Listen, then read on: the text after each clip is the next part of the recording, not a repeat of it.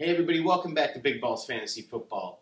So what we're going to do for you now is a segment that we started last season, and it's called the Balls Profile.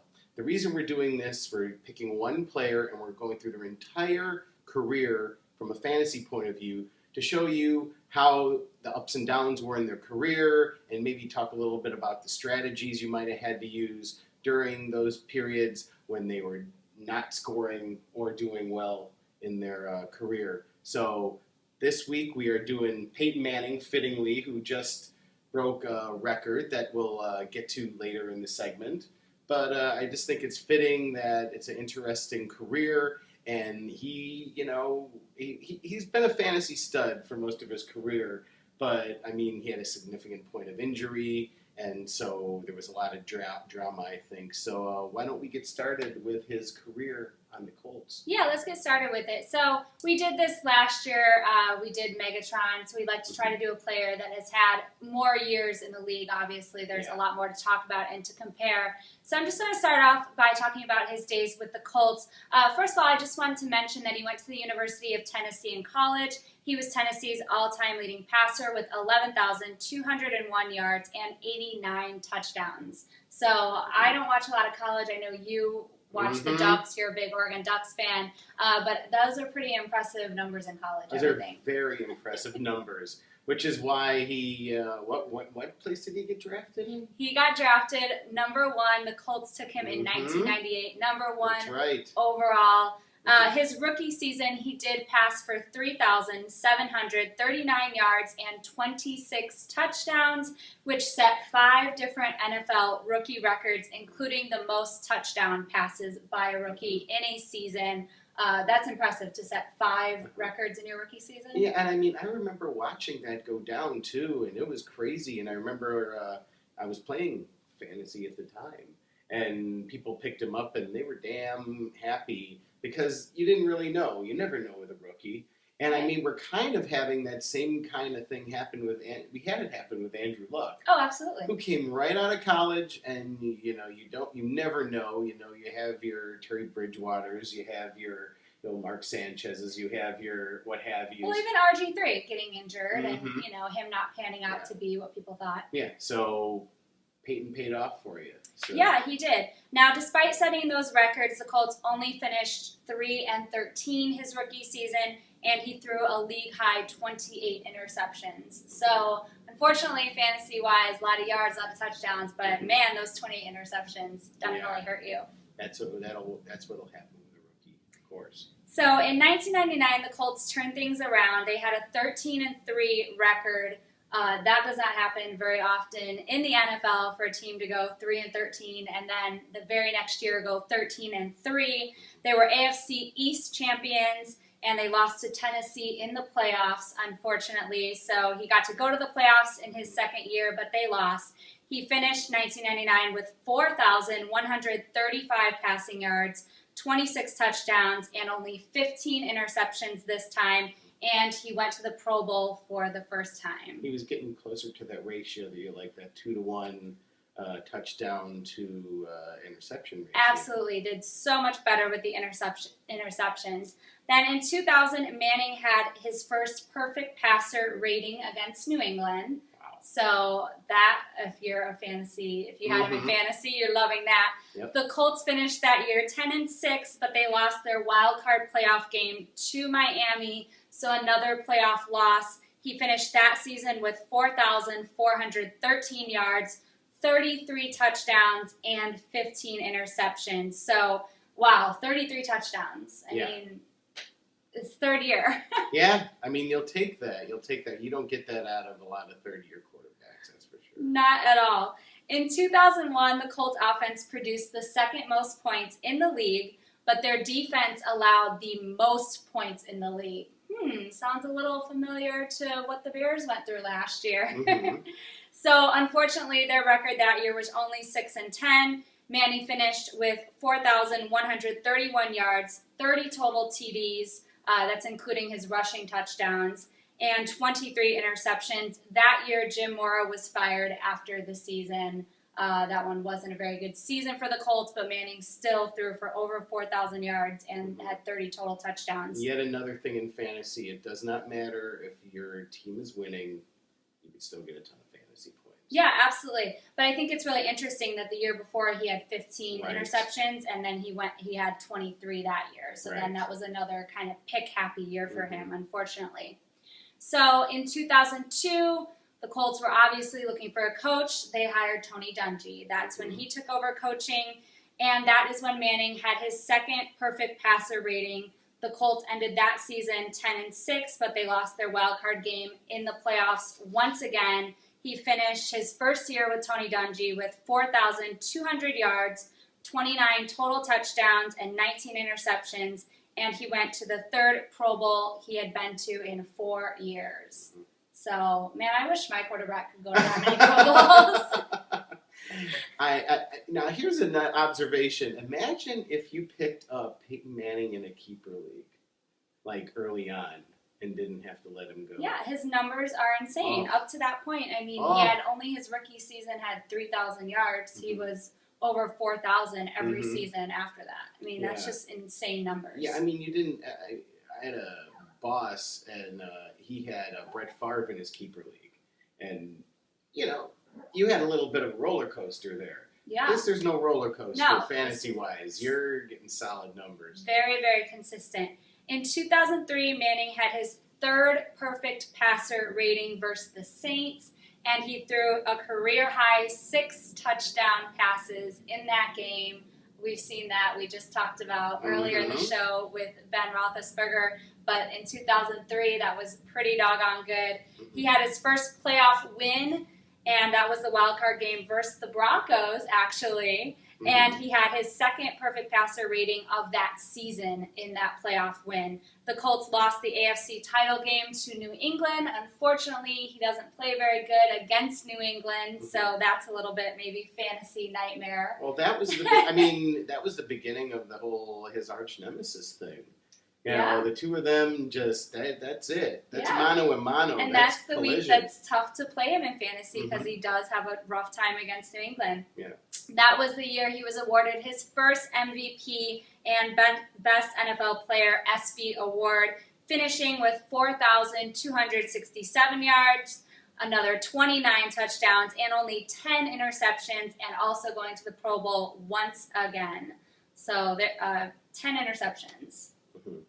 Those numbers are just staggering. When I'm looking at this, it's staggering to see these numbers over and over. She wishes she were playing fantasy back then. Yeah, I wish I had him this year. In 2004, Manning lost to New England in the playoffs for the second straight year, but was awarded his second MVP, finishing with a career-high 4,557 yards, 49 touchdowns, and once again, only 10 interceptions. And he went to the Pro Bowl, of course. So, again, I mean, second MVP in a row. Just at that point, if you have him, I mean, you're balling out in fantasy for sure. In 2005, Manning had the highest passer rating of the league, which was 104.1. He finished that year with 3,747 yards, 28 touchdowns, and once again, only 10 interceptions. And the only reason he didn't go over 4,000 yards in that season, because that was the first season since his rookie season that he hadn't gone over 4,000 yards, was because he sat out the last 2 games, most of the last 2 games that the Colts played, because they had already locked up home field advantage in the playoffs. So that was a pretty big deal. He would have gone over 4,000 if he would have played those last 2 games. Then moving on to 2006, Manning had the highest passer rating in the league for the third year in a row, which was 101. He led the Colts. Look at the t-shirt. There it is. So sad for us Bears fans. Yeah. He led the Colts to a 29-17 Super Bowl win versus the Bears, passing for 247 yards, 1 touchdown, and 1 interception, and he was named Super Bowl MVP. And this has absolutely nothing to do with fantasy, but Rex Grossman whining. It's pouring down rain. So he fumbled the ball twice out of scrimmage. Yeah. Twice out of scrimmage. And he said, well, it was wet out there. You know, Peyton Manning didn't fumble the ball. No. He's a fucking pro. Well, and it was the Bears defense that got us there, Yeah. got us all the way to the Super Bowl that year. And, it just, we couldn't stop Manning. Back in the day when the defense would lead us to Super Bowls. Oh, it was so long ago. We got Manning. We got Manning. We couldn't stop Manning. We got Super Manning in the Super Bowl. So during that Super Bowl season, he had 4,397 yards, 35 total touchdowns, and only 9 interceptions. So again, his interceptions, obviously, as his career went, just kept getting better and better. Then in 2007, the Colts secured another AFC title, but they lost in the divisional round of the playoffs to the Chargers. So this is when he started having some issues with the Chargers. Yep. He finished with 4,040 yards, 34 total touchdowns, and 14 interceptions. And that year, he got to cheer on his brother Eli in the Super Bowl. So he didn't go to the Super Bowl, but Eli did that year, and that's when the Giants beat New England. It's funny that you mentioned, he started having problems with the Chargers. How many teams has he pissed off in all the years that he's been in the league? Seriously. They always say, this is a rivalry game. To me, it's him and Brady. Yeah, it is him and Brady, but at certain times, certain teams give, other certain teams problems. That's my point. How many teams has he pissed off in the league? Playoffs and game, He's been around for a while. So despite losing to the Chargers in the wild card playoff game in 2008, again, problems with the Chargers at that point in his career, Manning did win his 3rd MVP, which was tying Brett Favre for the most MVP awards in NFL history. That is impressive. That year he had 4,002 yards, 28 total touchdowns, and only 12 interceptions. He had made 9 out of his 11 seasons. He had thrown for over 4,000 yards at that point. That's insane. That is insane. Only have 2 seasons, one which was his rookie season with less than 4,000 yards. In 2009, Manning won his 4th MVP award and headed to his 2nd Super Bowl. Unfortunately, that year the Colts did lose to the Saints, so he lost a Super Bowl that year. You must be thirsty from all this talking. I think I'm going to have a beer. And he finished that year with 4,500 yards, another 33 touchdowns, and 16 interceptions. So, again, another year he was balling out but couldn't finish in the Super Bowl, unfortunately, for those Colts fans. In 2010, the Colts won the AFC South for the 7th time in 8 years. Let me repeat that. Won their division for the 7th time in 8 years. Manning became the first quarterback in NFL history to lead his team to 9 consecutive playoff berths. Yeah, I mean it was common. Our Bears are just trying to get to the playoffs once again. Once every 5-7 years. Yeah, they lost in the playoffs to the Jets that year, but he finished the season with 4,700 yards, 33 touchdowns, and 17 interceptions. Unfortunately, he had to have neck surgery in May of 2011, and in late summer, the doctors told him that he was going to need the spinal fusion surgery, which we all know he went through, and that they did not guarantee that he would play in the NFL again. He sat out the entire season, and the Colts went 2-14 without him. The Colts released Peyton Manning on March 7th, 2012, and in a heartfelt press conference, he thanked Colts fans for letting him be their quarterback.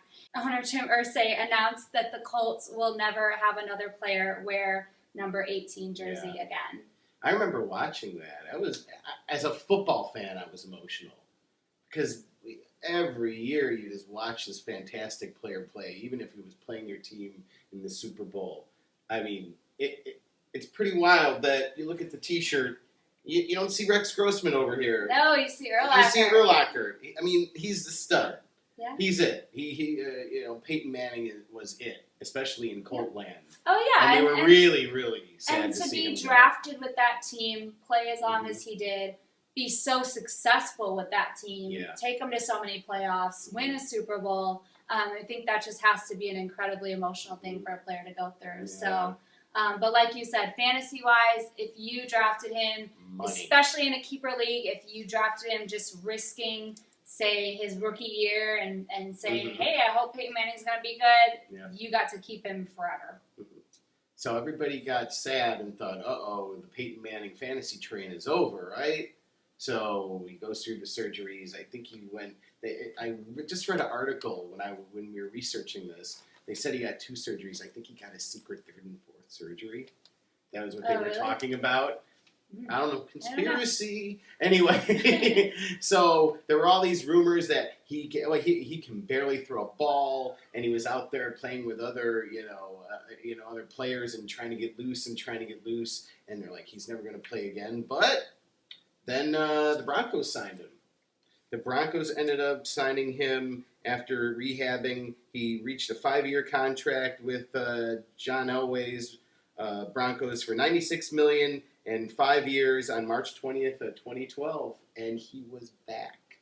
So of course there was all this speculation: is he going to come right on the field and just like choke and just like suck? And there was a preseason game that he looked horrible in. Well, and that was the year, obviously, fantasy-wise. Mm-hmm. No one was drafting him high. He wasn't going in the 1st or 2nd rounds Except at all, for the most part. I've told this story on here before. My crazy former boss, and yes, I'm going to call her out by name, Terry. Yes, I won't give her last name, but everybody thought she was a fool. And her last name is Hillis because she drafted Peyton Hillis, her cousin, her real cousin, to be. She picked Peyton Manning first in the draft as her first round, and we're like, what the hell? And she had like the 2nd pick in the draft, so we're like, okay.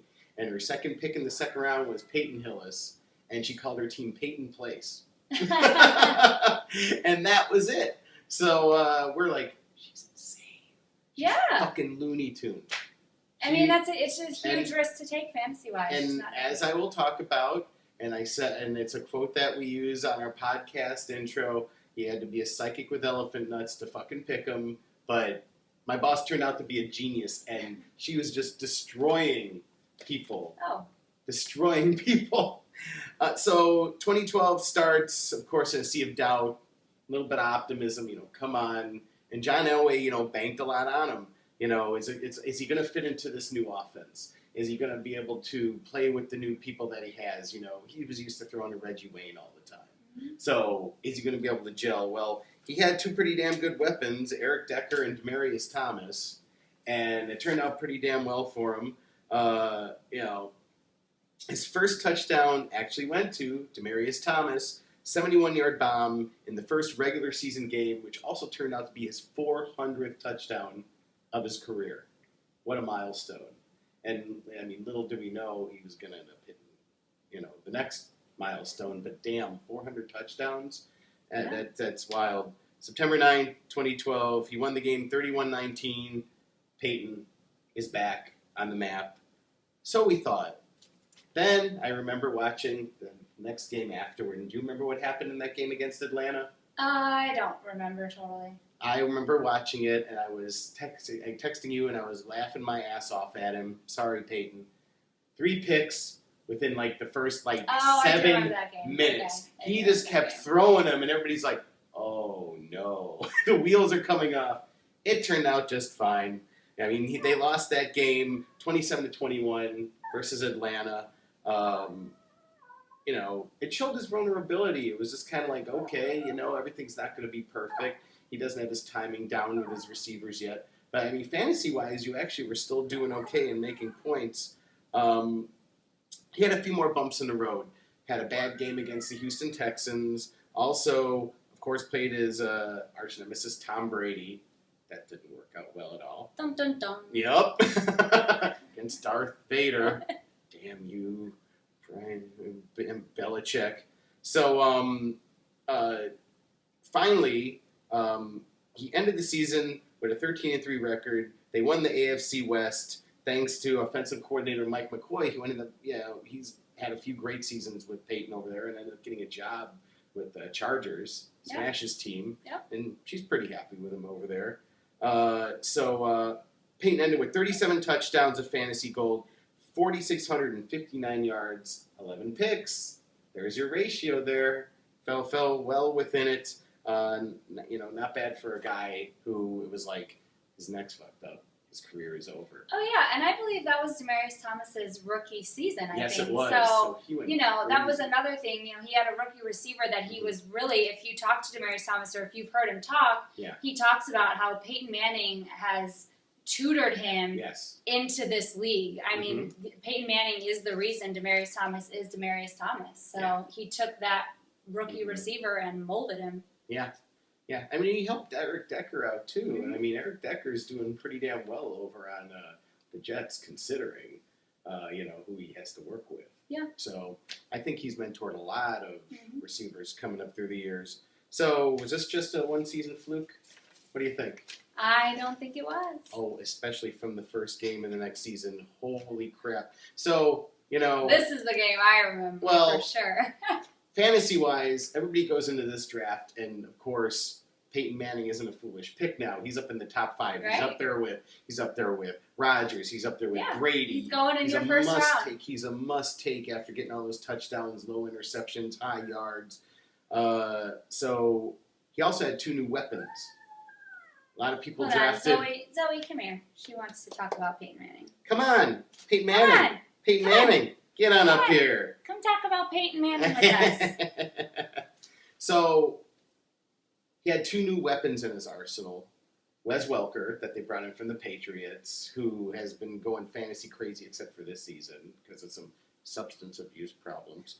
But Orange Julius Thomas, who they had drafted in the 4th round, 129th overall in the 2011 draft. Another guy for him to mentor. Mm-hmm.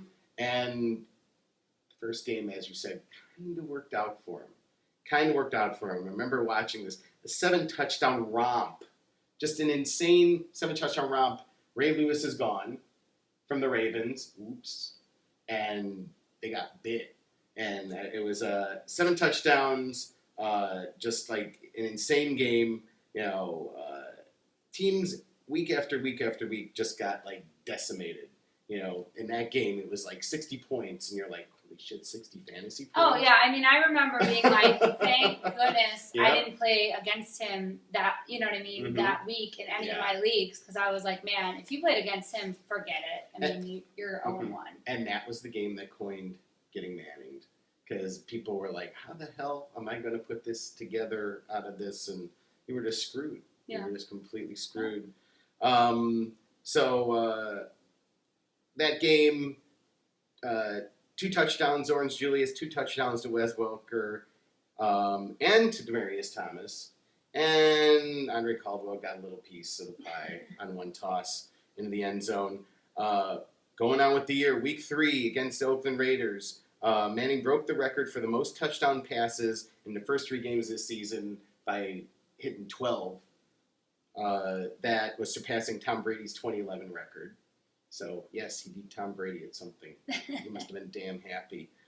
Week 16 against the Texans. Got a little bit comeuppance from the last season. He broke Brady's record for the most touchdown passes in a season with 51 on a 25-yard touchdown to Julius Thomas to, cap a damn good season of fantasy. It was just great.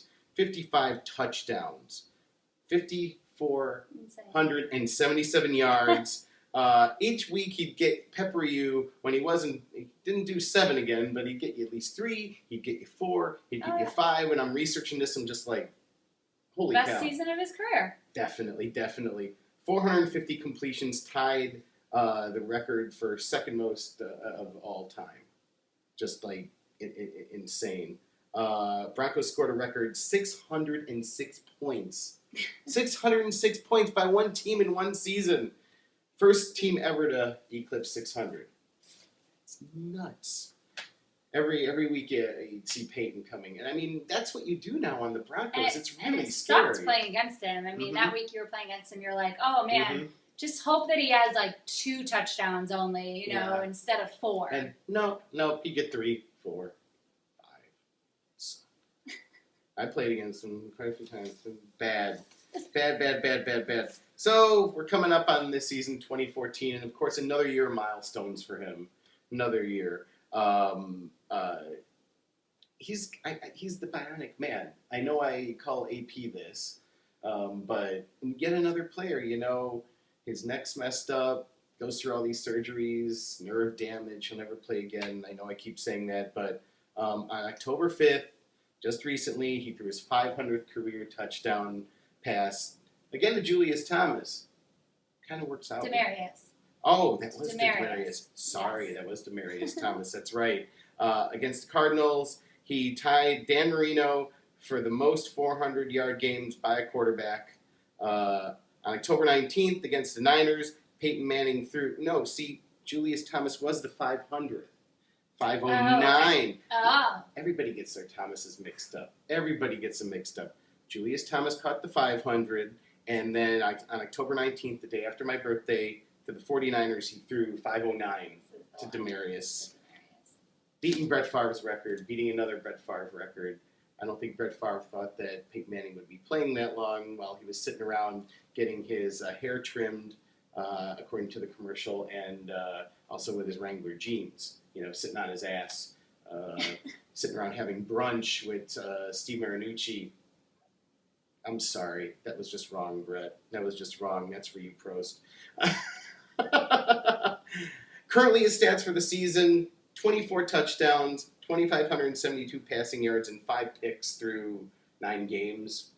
That's insane. 24 touchdowns and only 5 interceptions. Yeah. I mean, and after going through that type of surgery, for him to be playing better than all those years he was with the Colts is just... I mean, I don't think we obviously haven't seen anything like it because he's breaking every record there is to break. Well, that's why he's a bionic man. AP came back and played better after his injury than he did previously.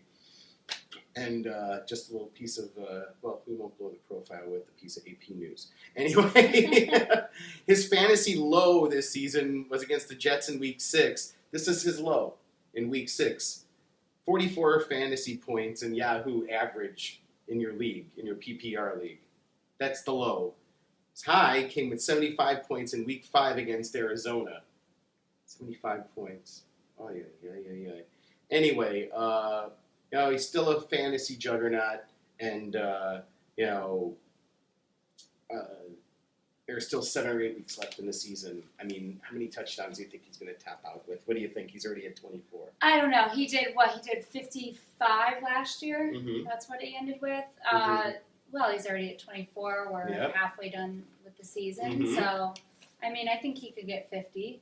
Yeah, I think 50. Yeah. I don't think he's going to have one of those crazy games like he had last season. No, I think either 50 or, maybe closer to around 47, 48, but still, I mean. Yeah. And that's nuts. And, like I said, with the interceptions, he only has 5. So if he keeps on that realm, he could possibly only throw 10 or 12 interceptions on the season, which would be really impressive. Super impressive. Well, that's our Balls profile for Peyton Manning. Congratulations, Peyton, from Big Balls Fantasy Football. And that's it for our show tonight, too, isn't it? It is. All right. Good night. Good night.